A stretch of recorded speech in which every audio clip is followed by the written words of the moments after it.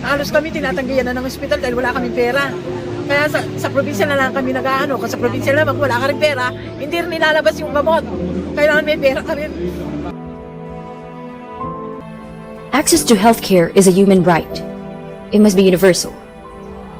It must be physically accessible wherever and whenever needed.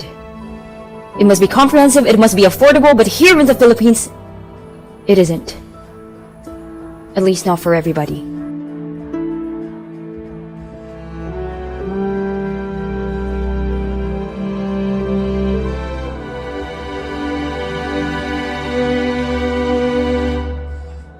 Pag napunta po kayo, tingin niyo po okay naman po yung mga gamit doon, okay po yung mga doktor?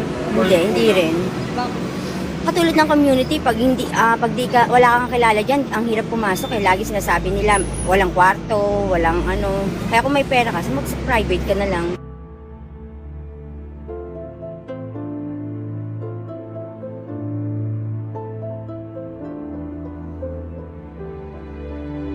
Ang ano ng gobyerno, talagang pag wala kang pera ngayon, mumaandar ngayon, panahon ngayon pera.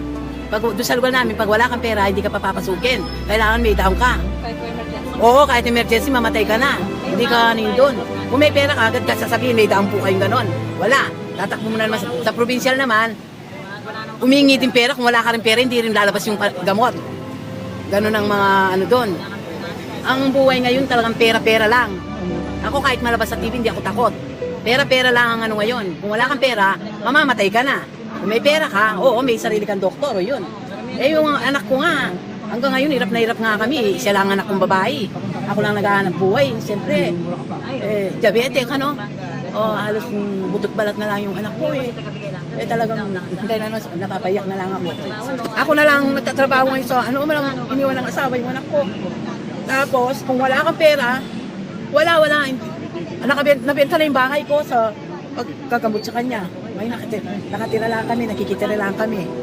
Kung talaga may matakbuhan na ako, talagang hihingi ako ng tulong dahil kailangan ko yung ano ng anak ko, siya lang mag-isang babae ko. Pero tinataguyod ko kahit anong hirap nang nagtitinda ng ganyan. Pero pag wala kang pera, marami na akong experience. Halos kami tinatanggihan na ng ospital dahil wala kaming pera. Kaya sa probinsya na lang kami nag-aano. Kasi sa probinsya naman, kung wala ka rin pera, hindi rin nilalabas yung gamot. Kailangan may pera ka rin. Ganyan ang gobyerno, ganyan ang ano, patakaran ngayon.